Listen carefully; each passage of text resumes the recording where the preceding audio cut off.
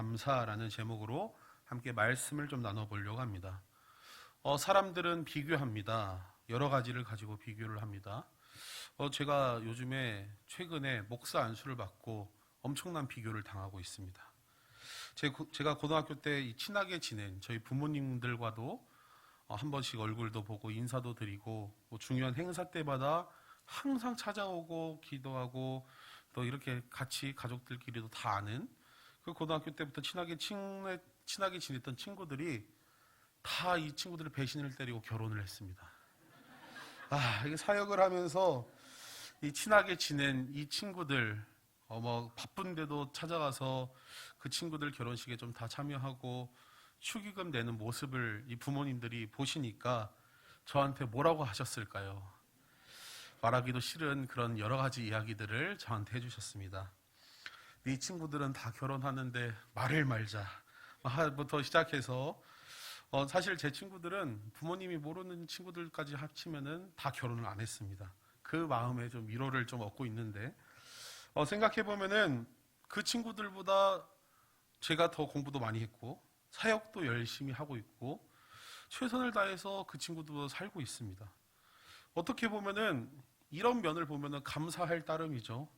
그런데 우리가 비교를 하다 보면은 다른 면들, 더 열심히 노력하고 있고 더 잘하는 모습들도 있는데 사실은 비교하다 보면은 그 모습들보다 야, 너는 그게 문제다 라고 하는 모습들이 보이는 것이죠. 성도들은 이 성도의 삶은 감사의 삶으로 나아가야 됩니다. 이게 바로 신앙의 전수입니다. 다른 것이 없습니다. 감사의 삶, 이게 신앙의 성도로서 신앙인으로서 살아가는 것이죠. 작은 삶에도 우리가 감사할 수 있는 것, 이게 바로 믿음의 사람들이 해야 될 것입니다. 감사할 수 없는 상황에도 우리는 감사를 발견할 수 있어야 되며 이것이 바로 성도들의 삶입니다. 세상에서 절대 줄 수 없는, 세상이 줄 수 없는 기쁨, 나의 삶에서 감사하지 못할 것에 감사하는 것, 우리가 이 추수감사주일, 특히 우리 성은교회에게 주신 특별한 은혜가 여기에 있을 줄 믿습니다. 오늘 본문은 두 명의 인물이 나옵니다. 나라고 하는 이 바울과 아볼로라고 하는 인물, 두 명이 오늘 이 말씀의 주된 주인공이죠. 이 바울과 아볼로는 사실 어떻게 보면 굉장히 친한 친구였습니다. 목회적으로 또 사역적으로 동역하면서 서로 부족한 부분을 채우는 존재, 친구 같은 존재였습니다. 그런데 사람들은 이 친구와 같은 이 바울과 아볼로의 존재를 사실 그렇게 보지 않았습니다. 야, 바울이 그래도 부활하신 예수님을 만났는데 바울이 조금 더 뛰어나지 않을까? 야, 그래도 아볼로가 언변이 뛰어난데 야, 설교도 좀 더 잘하는 것 같은데 아볼로가 예수님은 못 봤더라도 직접 그래도 아볼로가 좀 더 나은 사람이 아닐까? 사람들은 이 고린도 교회 이 성도들은 바울과 아볼로의 이름을 걸고 서로 편을 가르면서 서로 갈라지기 시작했습니다. 전에 있었던 교회에서 이 신방 기간에 사실 이 교역자들은 점심 저녁 어떤 분들은 아침 조식에도 초대해서 저는 새벽 6시에도 이 신방을 가서 아침 조식을 먹고 온 적이 있습니다. 너무나도 감사하죠. 이렇게 신방을 받고 또 식사 대접을 하고 너무 그 챙겨주시고 섬겨주시는 그 은혜가 너무나도 강합니다. 너무나도 잊을 수 없습니다. 근데 신방을 하다 보니까 이 교구들이 있죠. 교구들끼리 경쟁이 붙어서 어디 더 좋은 식당으로 서로 모실까? 그 경쟁이 난 적이 있었습니다. 어쩔 때는 그냥 오늘은 짜장면 한 그릇을 먹고 싶은 날도 있을 것이고 너무나도 섬겨주시면 감사한데 어느 날은 그냥 순댓국밥에 먹고 싶은 날도 있을 거고 어떤 날은 백반이 먹고 싶은 날도 있습니다. 그런데 이런 말씀을 드리면 참 교만하다, 분에 과한 이야기를 한다라고 하실 수도 있지만 진짜로 5일 내동 신방하면서 똑같은 고깃집을 간 적이 있습니다. 굉장히 고급 고깃집이었습니다. 무려 한우였습니다. 감히 제 돈으로 사 먹을 수 없을 만큼의 정말 그런 용기가 나지 않을 만큼의 고급 식당이었습니다. 솔직히 말씀드리면 너무 맛있었습니다.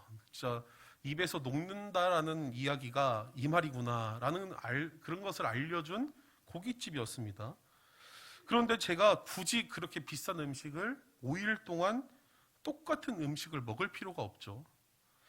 교역자들을 어디 모시고 식당을 가냐, 서로 경쟁이 붙어서 서로 그 비싼 식당에 서로 예약을 해서 가는, 또 어쩌다 보면은 같이 교역자들끼리 만나는 그런 일들도 벌어졌습니다.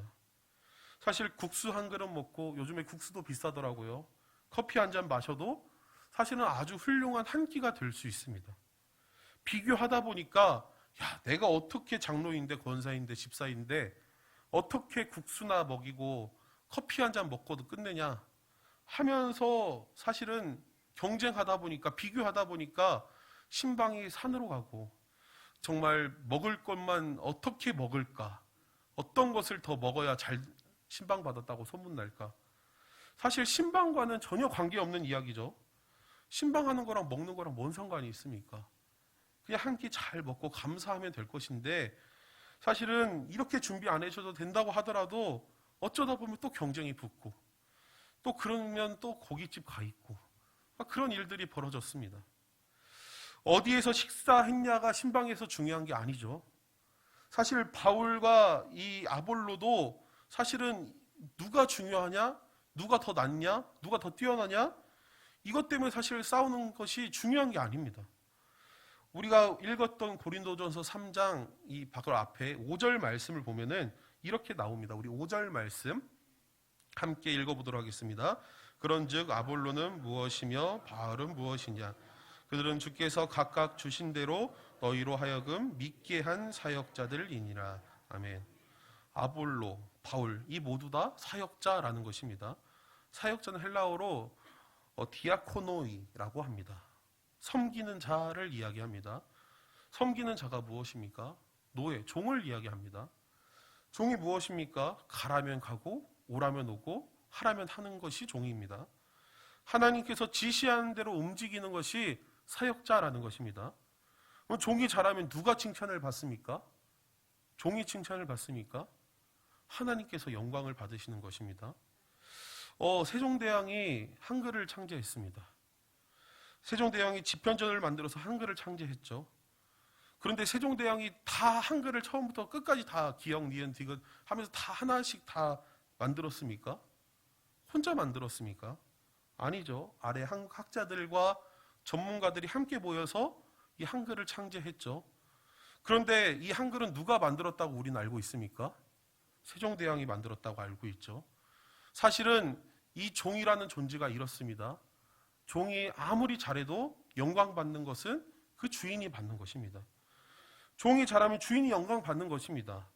복음 사역의 주인인 하나님께서 영광 받아야 되는데, 지금 이 고린도 교회 성도들은 바울과 아볼로의 권위가 누가 더 높냐고 지금 비교하면서 싸우고 있는 것입니다. 그래서 6절에서 바울이 이렇게 이야기합니다. 6절 말씀 함께 좀 읽어보도록 하겠습니다. 나는 심었고 아볼로는 물을 주었을 때 오직 하나님께서 자라게 하셨나니. 아멘. 나는 하나님의 복음의 사역을 씨를 뿌렸고 아볼로는 물을 주었고, 실제는 누가 키웠다라는 것입니까? 하나님께서 키우셨다라는 것입니다. 하나님께서 우리의 손으로 관리하게 하셨지만 그 나무를 키우신 분은 하나님이시라는 것입니다. 우리 바로 이어서 7절 말씀도 좀 읽어보도록 하겠습니다. 그런즉 이는 아무것도 아니되 오직 자라게 하시는 이는 하나님뿐이니라. 아멘. 중요한 것은 우리가 어떠한 권위를 갖고 어떻게 말을 잘하고 어떻게 했냐가 중요한 것이 아니라 키우신 분이 하나님이시라는 고백입니다. 우리 안에서 어떠한 비교를 하고 다툼을 하는 것이 아니라 우리를 자라게 하시고 키우시고 선한 길로 인도하시는 분은 하나님이시라는 고백입니다. 비교는 우리의 신앙을 좀먹게 합니다. 좀먹은 나무는 물을 아무리 주고 약을 아무리 치고 영양제를 주어도 크게 자라날 수 없습니다. 그래서 우리는 감사로 그 썩어져 간 부분을 믿음으로 치유할 수 있어야 됩니다. 이게 바로 신앙이라는 것이죠. 성도가 바로 이 감사를 우리가 잡고 가야 되는 이유입니다. 그런데 우리는 작은 것에도 감사해야 한다고 하는데 우리가 감사를 잘못 생각하시는 분들이 있습니다. 우리 누가복음 18장 11절 말씀 우리 좀 함께 보도록 하겠습니다. 누가복음 18장 11절 말씀입니다. 바리새인은 서서 서로 기도하여 이르되 하나님이여 나는 다른 사람들 곧 토색, 불이, 간음을 하는 자들과 같이 아니하고 이 세리와도 같이 아니함을 감사하나이다. 아멘. 지금 이 바리새인이 기도하는 장면입니다. 근데 이 기도하는 장면을 보니까 이렇게 이야기합니다. 하나님, 저는 죄인과 같은 세리와 같지 아니하게 하시니 감사합니다. 그러니까 내가 세리가 아니어서 감사하다고 기도하고 있는 것이죠. 사실 이것은 감사가 아닙니다. 이러한 기도가 어디 있습니까? 남들보다 나를 높여주시니 감사합니다.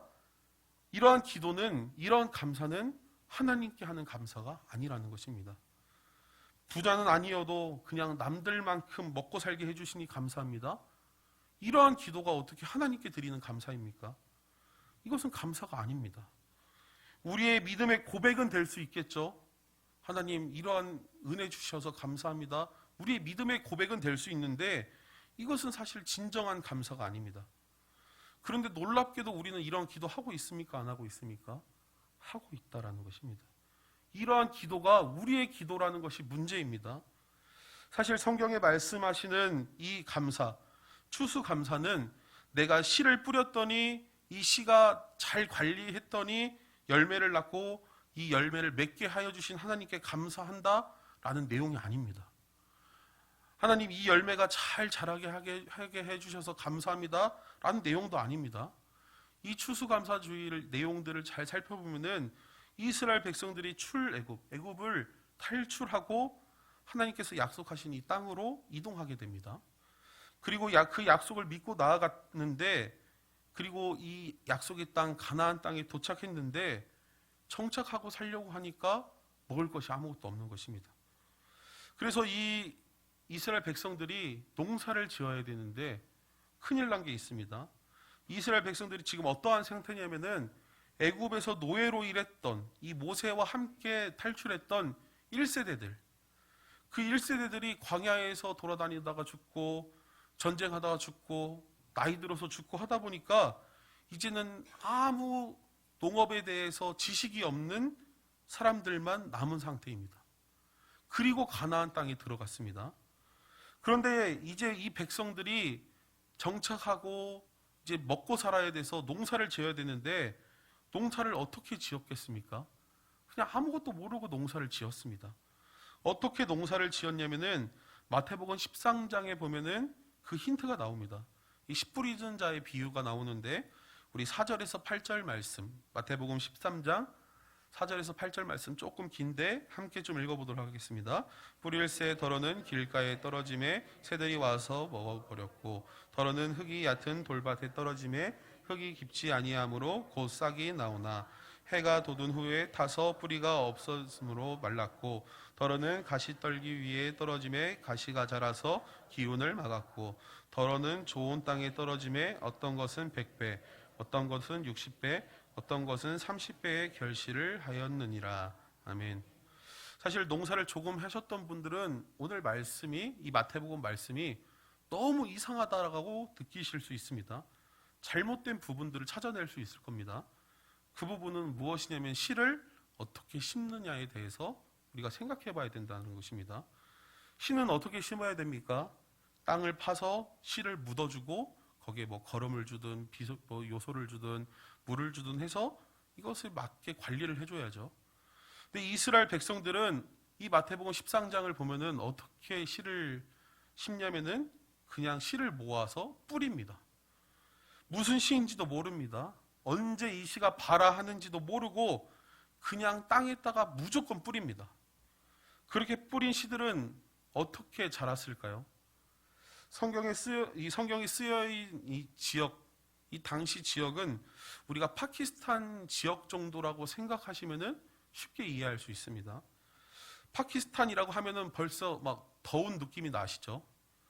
사실 씨를 그냥 바닥에다 뿌리면은 씨들이 다 말라 죽습니다. 타 죽는 것이 맞죠, 사실은. 그런데도 놀랍게 이스라엘 백성들은 지식이 없어서 어떻게 농사를 지을지 몰라서 그냥 땅에다가 씨를 뿌려서 그 씨앗이 자라기를 바라고 있었습니다. 사실 이렇게 하면은 농사를 절대 지을 수 없는 상황이죠. 전문가들은 이렇게 씨를 뿌리면은 5%에서 7% 정도 잘하면은 싹을 틔울 수 있다라고 예상하더라고요. 그런데 놀랍게도 이스라엘 백성들이 추수하고 먹고 사는 데에 전혀 문제가 없었습니다. 이렇게 상식 벗어난 이 농사법에도 놀랍게도 하나님께서 채워주시는 역사가 있었다라는 것입니다. 이게 바로 추수감사입니다. 내가 씨를 뿌렸더니, 내가 노력했더니, 나의 지식으로 해봤더니 열매를 풍성히 맺은 하나님께 감사한다라는 것이 아니라, 이게 무슨 씨앗인지도 모르고 이게 언제 심어야 되는지도 모르고 그냥 밭에다 던져놨더니 하나님 굶어 죽지 않게 해주신 하나님의 은혜에 감사를 드립니다 라고 고백하는 것이 추수감사라는 것입니다. 말라 비틀어진 씨앗에서 싹이 나고 하나님이 우리를 먹이셨다. 하나님의 은혜를 기다렸더니 이 척박한 땅에서 싹이 나고 열매가 맺었다. 이게 바로 하나님께서 키우신 감사에 대한 감사의 계절이 이 추수감사절이라는 것입니다. 이게 바로 우리가 찾아야 될 감사라는 것입니다. 비교하지 않고 내가 가지고 있는 것에 나의 노력에 감사하는 것이 아니라 하나님의 주심을 감사하는 삶, 그 삶을 살아가는 것이 우리가 진짜 찾아야 될 감사라는 것입니다. 하박국 선지자도 이 무화과 나뭇잎이 마르고 포도 열매가 없어도 하나님으로 인해서 기뻐한다고 성경은 말씀합니다. 사실 이게 어떻게 기뻐할 수 있습니까? 열매가 많이 맺혀야 아이고 감사합니다라고 얘기하지, 어떻게 열매 하나 맺지 못한 나무 때문에 우리가 감사하고 기뻐할 수 있습니까? 그래도 먹어야 좀 기쁘지 않습니까? 그런데 진정한 감사는, 기쁨은 아무것도 없는 그곳에 있다라는 것입니다. 우리가 이 추수감사주의를 지내면서 우리의 삶 가운데에서 하나님 주시는 놀라운 은혜와 감사하며 사는 귀한 축복이 있기를 소망합니다. 아무것도 없을 때 감사하는 것이 진짜 감사입니다. 씨가 말라져 있는데 그곳에서 싹이 트는 그 은혜를 맛볼 수 있는 것은 아무것도 없을 때 우리에게 나옵니다. 우리를 언제나 인도하여 주시고 함께하여 주시는 그 하나님께 우리가 감사하며 오늘도 나아가는 귀한 은혜가 있기를 소망합니다. 우리 함께 감사해라고 하는 찬양 함께 찬양하시며 우리 함께 기도하며 좀 나아갔으면 좋겠습니다.